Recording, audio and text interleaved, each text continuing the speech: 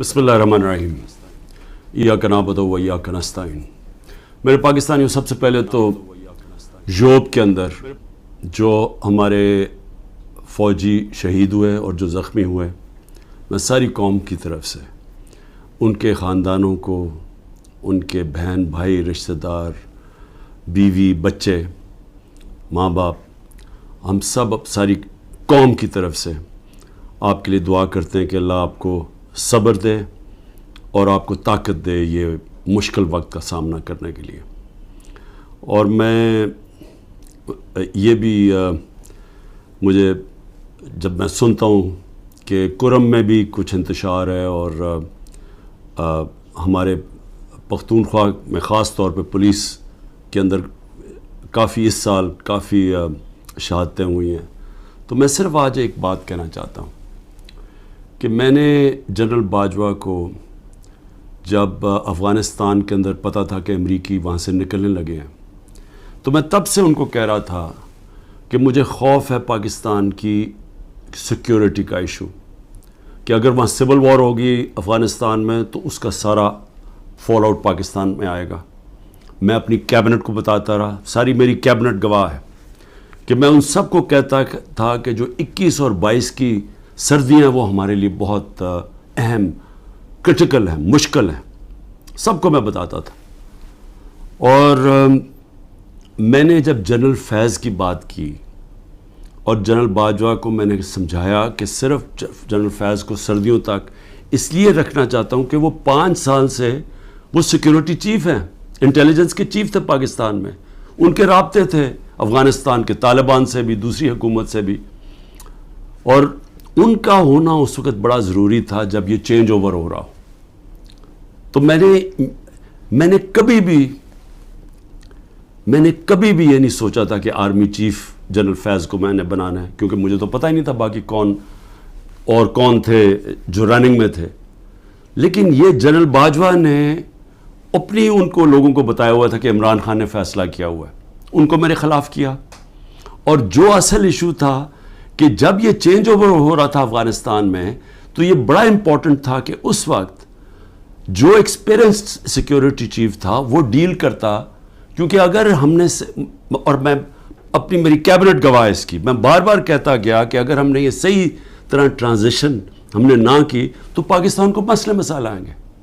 اور شروع میں کچھ نہیں ہوا، لیکن کیونکہ نہ ٹائم دیا گورنمنٹ نے، جو انہوں نے فیڈرل گورنمنٹ لے کے آئے، نہ ان کو کوئی انٹرسٹ تھا، یہ تو اپنے چوریاں معاف کرنے میں لگ گئے آتے ساتھ ہی، نہ ان کو سمجھ تھی۔ اس کے علاوہ جو مسئلہ آیا، جیسے ہم نے گورنمنٹس اپنی پختونخوا کی اور یہ پنجاب کی جب ختم کی، اور یہ جو کیئر ٹیکر سیٹ اپ آیا، کیئر ٹیکر سیٹ اپ کو ان کو کوئی انٹرسٹ ہی نہیں ہے اس چیز کے اندر، نہ ان کی کوئی اہلیت ہے۔ پختونخوا کے کیئر ٹیکر سیٹ اپ کی بات کر رہا ہوں، وہاں اے این پی اور JUI وہاں حکومت کر رہی ہیں کیئر ٹیکر کے نام پہ، اور وہاں ذرا آپ کرپشن کی ذرا ریٹس دیکھیں کہ جو کرپشن کس لیول کی ہو رہی ہے، لیکن کسی کو اس کی پرواہ نہیں ہے، صرف ایجنڈا ایک ہے کہ کس طرح تحریک انصاف کو ختم کرنا ہے۔ ہر روز تحریک انصاف کے لوگوں کے گھروں پہ جاتے ہیں، ان کو وہاں پختونخوا میں گاڑیاں اٹھا لیتے ہیں۔ پختونخوا کے اندر جدھر خاص طور پہ کنزرویٹو ہیں لوگ، ادھر گھروں میں بھی گھسنا شروع ہو گئے ہیں، اور صرف کوشش ادھر بھی اور سارے پاکستان میں ہے کہ اس وقت تحریک انصاف کو کیسے ختم کرنا ہے۔ سارا انٹیلیجنس ایجنسیز کی کانسنٹریشن بجائے یہ کہ وہ دیکھیں کہ ملک کو سیکیورٹی دیں، جو کہ یہ پھیلتی جا رہی ہے، یہ جو دہشت گردی ہے، بجائے اس کے اوپر کانسنٹریٹ کریں، وہ ساری کانسنٹریشن ہے کہ اس پارٹی کو کیسے ختم کرنا ہے۔ الیکشن آ رہے ہیں، الیکشن سے پہلے پارٹی کو کیسے ختم کرنا ہے۔ میں آج اس لیے بھی آپ سے بات کرنا چاہتا تھا کہ مجھے عجیب سی خبریں آ رہی ہیں، جو لوگ جن کو اس وقت رکھا ہوا ہے جیلوں کے اندر، اب کیا کوشش کی جا رہی ہے، اپروورز ڈھونڈے جا رہے ہیں۔ ہمارے لیڈرشپ سے یا وہ لوگ جو پکڑے ہوئے ہیں ان سے اپروور کیا بن رہے ہیں، اپروور کا وعدہ معاف گواہ کیا ہے کہ جی یہ کہیں کہ یہ عمران خان کے کہنے کے اوپر ہم نے یہ کور کمانڈر کے گھر میں حملہ کیا، اور وہاں جا کے یہ بھی سننے ہیں، ذرا سنیں بات، کہ وہاں جو کاغذات جو سیکرٹ فائلز پڑی تھی ان کو کسی طرح آگ لگانی تھی یا کیا کرنا تھا۔ یہ عمران خان کہہ رہا ہے کہ فوجی انسٹالیشنز کے اوپر اٹیک کرو، اور ادھر پھر کوئی سیکرٹ فائلز، یہ بھی کہیں 164 کے بیان لکھوانے کی کوشش ہو رہی ہے ان لوگوں سے، میجسٹریٹ کے سامنے جا کے کہے کہ جی عمران خان نے مجھے بھیجا تھا وہاں، اور آگ بھی لگانے کو اور پھر وہ کوئی فائلیں بھی جلانے کو۔ اب میں جو یہ کرنے کی کوشش کر رہے ہیں، میرا آپ سے سوال ہے، پہلی چیز کہ کیا یہ پبلک مان جائے گی اس کو کہ عمران خان چاہے گا کہ فوجی نہتے شہریوں سے فوج کے اوپر اٹیک کروائے گا عمران خان؟ یا تو چلیں یہ کہنا بغاوت کا مطلب ہوتا ہے کہ بندوقوں سے اٹیک ہوتا ہے، سول وار میں دونوں طرف بندوقیں ہوتی ہیں، آپ سول وار کی بات کر رہے ہیں نا، بغاوت کیا؟ اپنی فوج کے خلاف اگر عمران خان کرے گا تو وہ کوئی عورتیں جن کو پکڑا ہوا ہے، کیا وہ عورتیں جائیں گی وہاں، اور وہاں نوجوان جائیں گے جن کے پاس کوئی ہتھیار نہیں ہوں گے، وہ جا کے اٹیک کریں گے فوج کو؟ کوئی یہ عقل ہے؟ یہ کیا یہ لوگ مان لیں گے یہ؟ اور پھر بیان یہ دے رہے ہیں کہ کوئی کاغذات وہاں، کوئی میں نے ملک کی سیکرٹس کے اوپر کوئی کچھ کرنا تھا، یعنی میں نے کوئی ان کی سیکرٹ فائلز کوئی جلانی تھی یا کیا کرنی تھی۔ عمران خان کا جینا مرنا پاکستان میں، اس کی کوئی باہر نہ پراپرٹیز ہے، نہ پیسہ ہے، نہ بینک اکاؤنٹس ہیں۔ کیا وہ جس ملک کے اندر جینا مرنا چاہے گا، وہ چاہے گا کہ اس ملک کی فوج تباہ ہو جائے؟ اور جب کہ اس کو پتہ ہے کہ ساتھ والا جو ہمارا ہمسایہ ہے، اس کے اندر جو RSS کی آئیڈیالوجی ہے، جو ان کا نظریہ ہے، وہ پاکستان کو تسلیم ہی نہیں کرتے، وہ جو مسلمانوں پہ ظلم کر رہے ہیں وہاں ہندوستان میں، تو ان کی تو پوری آئیڈیالوجی ہے اس چیز پہ، وہ تو پیچھے دیکھتے ہیں کہ جب سے مسلمان آئے ہماری ہندوستان کی تباہی ہوئی ہے، وہ تو ہمیں سارا ذمہ دار، ہر بری چیز کا ذمہ دار وہ مسلمانوں کو اور پھر پاکستانیوں کو ٹھہراتے ہیں۔ تو کیا عمران خان جو ایک آزاد انسان ہے، وہ چاہے گا کہ اپنی فوج کمزور ہو جائے؟ اور فوج کمزور ہونے کا مطلب کہ ملک پھر ٹوٹ جائے، کیونکہ اتنا بڑا جو ہمارا ہمسایہ جو مضبوط ہوتا جا رہا ہے، تو ان کے تو آپ تھنک ٹینکس میں دیکھیں، ان کے تو تھنک ٹینک کہتے ہیں کہ پاکستان کو 3 حصے میں کر دو۔ پہلے تو یہ جو 164 کا بیان ہے، یہ اگر لکھوا بھی لیں گے لوگوں سے، کیا یہ قوم مان جائے گی؟ کیا 9 مئی کا قوم مان گئی ہے کہ یہ عمران خان نے ساری سازش کی تھی؟ یعنی اپنے اوپر یہ حملہ کروایا پہلے کمانڈو سے، اور اپنے آپ کو پھر اس نے جیل میں ڈلوایا، اور پھر وہ سارا پلان کے تحت اس نے فوج کے اوپر حملہ کروا دی۔ کیا یہ قوم مان گئی ہے؟ یہ جو سازش ہے، بغاوت ہے، یہ قوم مان گئی ہے کہ عمران خان بہت بڑا غدار ہے؟ اور اگر آپ نے چیک کرنا ہے تو اوپینین پولز دیکھ لیں، سرویز اٹھا کے دیکھ لیں، کوئی سروے اٹھا کے دیکھ لیں، دکانوں میں نکل جائیں، بازاروں میں پوچھیں کہ کیا یہ واقعی عمران خان نے بغاوت کی تھی؟ اور میں آپ کو اس لیے یہ کہہ رہا ہوں کہ دیکھیں، جو پبلک اوپینین ہے وہ اس طرح کنٹرول نہیں ہو سکتا۔ آپ پروپیگنڈا سے پبلک اوپینین کو نہیں کنٹرول کر سکتے کہ یہ اگر 164 کا بیان آ بھی جائے گا، عمران خان کو جیل میں بھی ڈال دیں گے، سزا بھی دلوا دیں اس کو، سالوں میں جیل میں رکھ لیں، کیا قوم مان جائے گی اس کو؟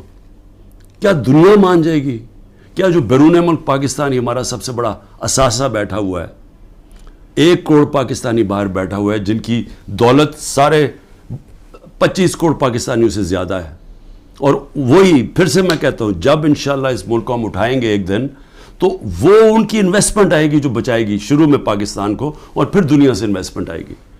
تو میں ایک تو یہ کہنا چاہتا تھا کہ یہ اور کئی لوگوں کے اوپر تشدد کیا گیا ہے، بری طرح تشدد کیا گیا، اور صرف یہ بیان دلوانے کے لیے۔ اس کے علاوہ جو ہمارے سینئر لوگوں کو رکھا ہوا ہے جیلوں کے اندر ابھی تک، ان سے صرف وہ کہ جی بس بیٹھ کے کہہ دے کہ میں تحریک انصاف چھوڑ رہا ہوں۔ پھر ایک اور سازش چل رہی ہے، وہ کیا ہے؟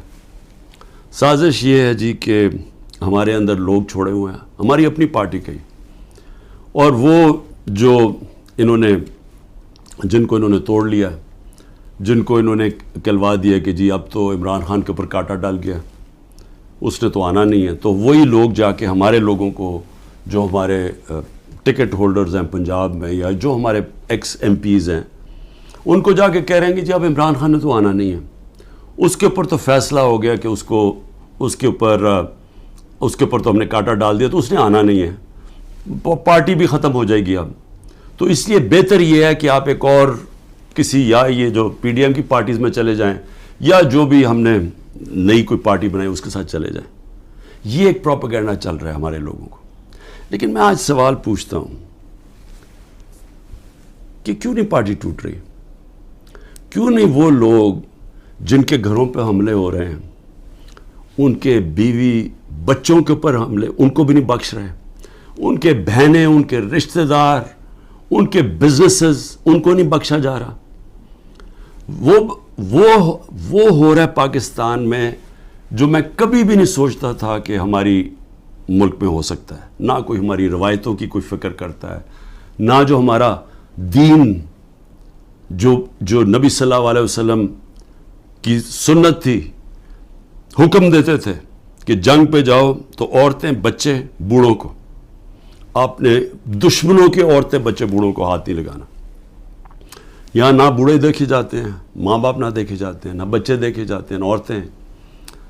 میری بہن، میری 3 بہنیں، ان تینوں کے کچھ نہ کچھ ان کے اوپر، ایک بہن کے اوپر کرپشن کیسز ڈالے ہوئے ہیں، دوسرے کے بیٹے کے اوپر FIR کاٹ دیے ہیں، ایک کے اوپر ایک کا بیٹا باہر چلا گیا، پاکستان سے باہر چلا گیا. تو ان سب کے اوپر کوئی نہ کوئی کیسز چل رہے ہیں، بیوی کے اوپر کیسز چل رہے ہیں. یہ کب تھا مجھے بتائیں کہ ہماری پولیٹکس میں یہ کب ہم اتنے نیچے گرے تھے؟ ہاں تھے، یہ نواز شریف کی خاص طور پہ، یہ شریف خاندان کا تھا کہ گھر کی عورتوں کے اوپر ہمیشہ اٹیک کرتے تھے. بے نظیر کی اور اس کی والدہ کی تصویریں انہوں نے لاہور کے اوپر نیچے پھینکی، گندی تصویریں.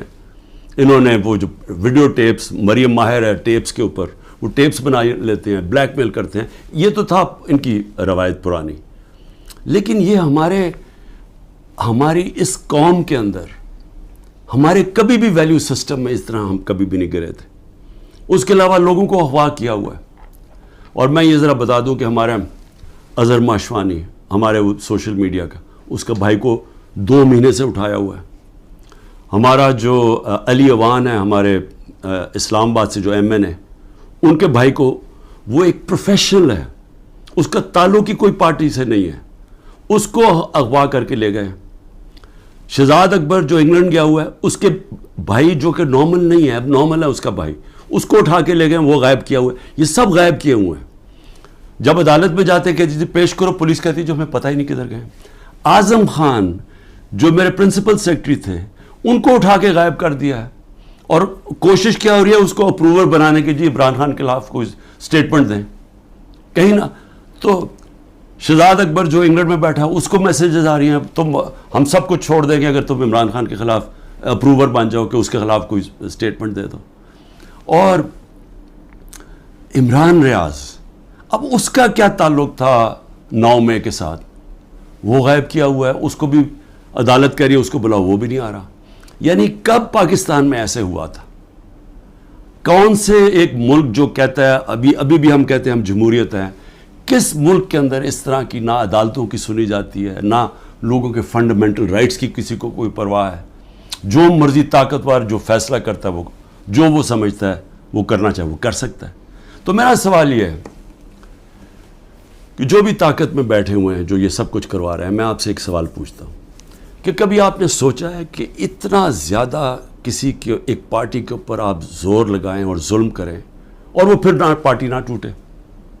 پنجاب کے اندر کتنے ٹکٹ ہولڈرز توڑ لیے ابھی تک؟ 297 ہیں ٹکٹ ہولڈرز، ان میں سے 40-50 توڑے ہیں. باقی کیوں نہیں ٹوٹ رہا ہے؟ سب گھروں میں سے نکلے ہوئے ہیں، انہوں نے اپنی فیملیز کو گھروں سے نکال دیا ہے، سب چھپے ہوئے ہیں، بزنسز ان کی بند ہے، وہ ٹوٹ کیوں نہیں رہے؟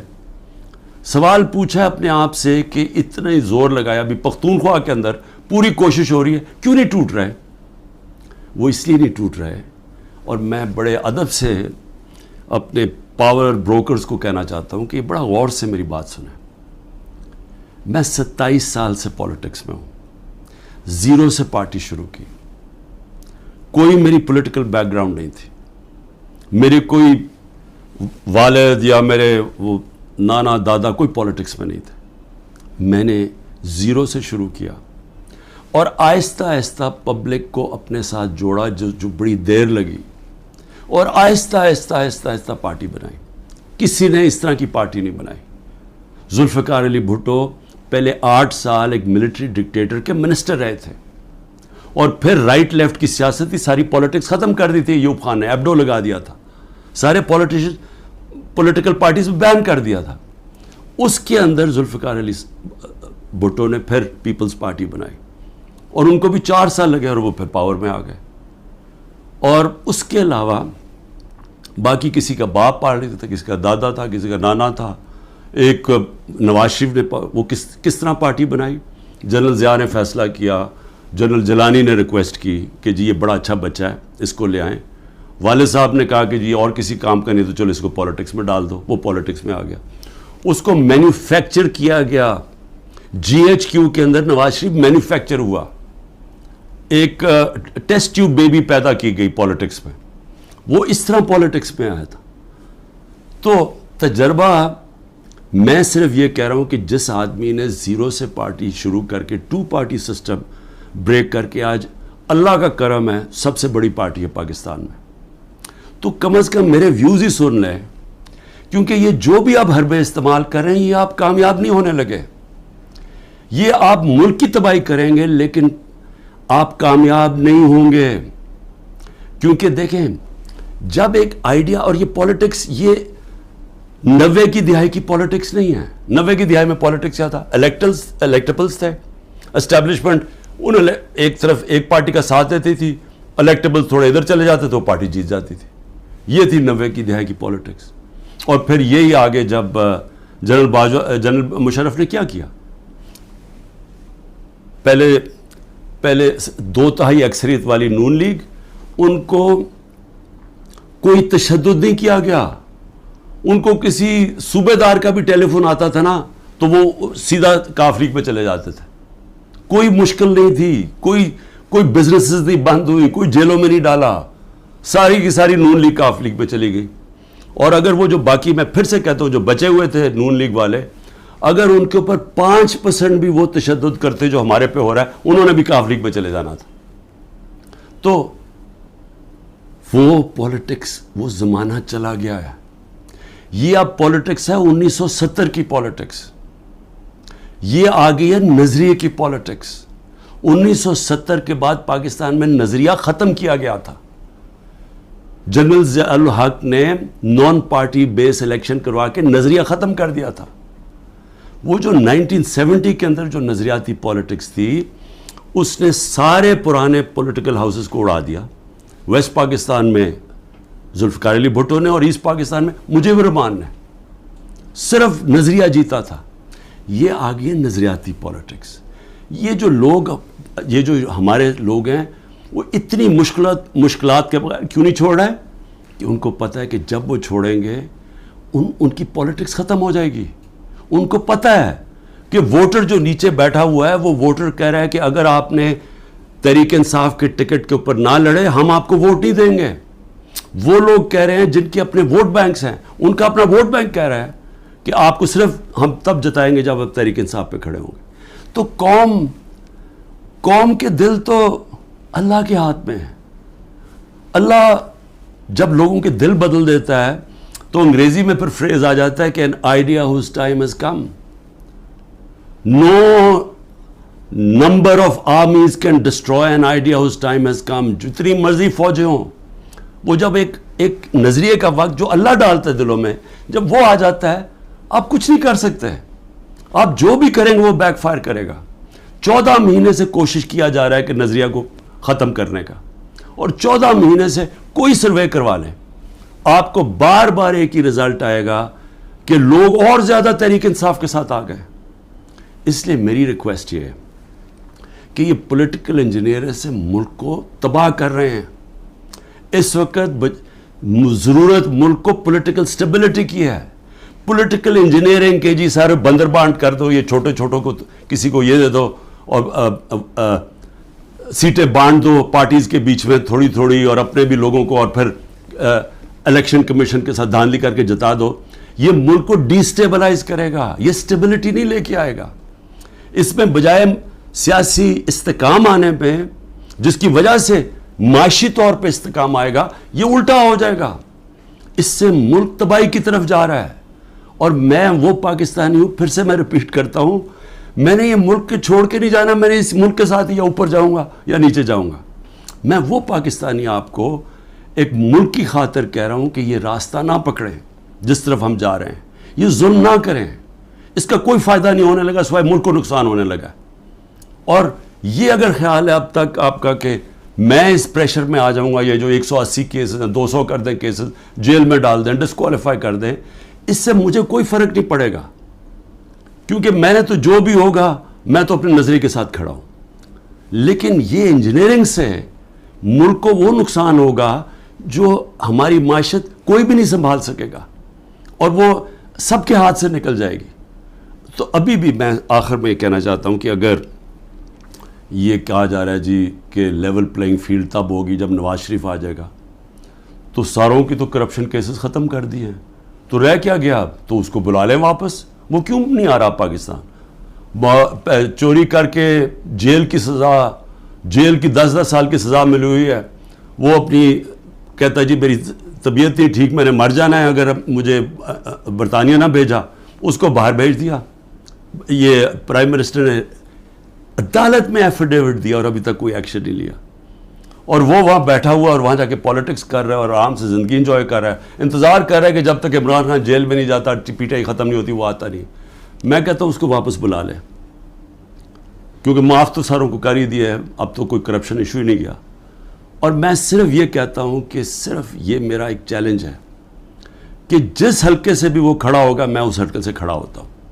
اور میں کوئی کیمپین بھی نہیں کروں گا. یہ ڈر ہے نا کہ عمران کو جیل میں ڈال دو، میں کیمپین بھی نہیں کرتا.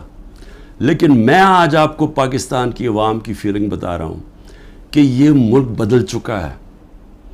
یہ ملک کبھی بھی اس طرح کے لوگوں کو اب ووٹ نہیں دے گا. قوم کو سوشل میڈیا نے بدل دیا ہے. بچے کے اندر شعور آ گیا ہے. وہ چلے گئے دن جب جس کے اوپر شفقت کا ہاتھ اسٹیبلشمنٹ کا آتا تھا وہ جیت جاتا تھا. یہ آپ کو پچھلی جولائی کے اندر جب پنجاب کے الیکشنز ہوئے پتہ چل جانا چاہیے تھا کہ لوگوں کی موڈ کدھر جا رہی ہے. وہ اگر جولائی میں پورے جو اسٹیبلشمنٹ کی پوری مدد کیے بغیر کے ساتھ، اس کے باوجود الیکشن کمیشن کی پوری مدد، اگر اس کے باوجود ہار گئے تو اب کیا ہوگا ان کے ساتھ؟ تو اس لیے ان لوگوں کو جو اپنی اب سیاسی موت دیکھ رہے ہیں اور جو اسٹیبلشمنٹ کے پیچھے چھپ رہے ہیں، جن کو کوئی فکر نہیں ہے کہ ملک کو کیا ہوتا ہے، کہ ان کے پیسے باہر پڑے ہیں، ان کے تو ڈالرز میں پیسے پڑے ہوئے ہیں، ان کو تو فرق نہیں پڑنا. تو یہ آڑ لے کے بیٹھے ہوئے ہیں کہ ہمیں اسٹیبلشمنٹ کسی طرح پی ٹی آئی کو ختم کرے تاکہ جناب یہ ان کے پھر جو 30 سال سے پیسہ کھا رہے ہیں ملک کا اور باہر بھیج رہے ہیں، یہ اپنے وہ دھندے پہ لگ جائیں. یہ ان کی ہے. لیکن جن لوگوں کا جینا مرنا پاکستان میں ہے ان کو تو سوچنا چاہیے کہ یہ تباہی کی طرف ملک کو نہ لے کے جائیں. پاکستان زندہ باد.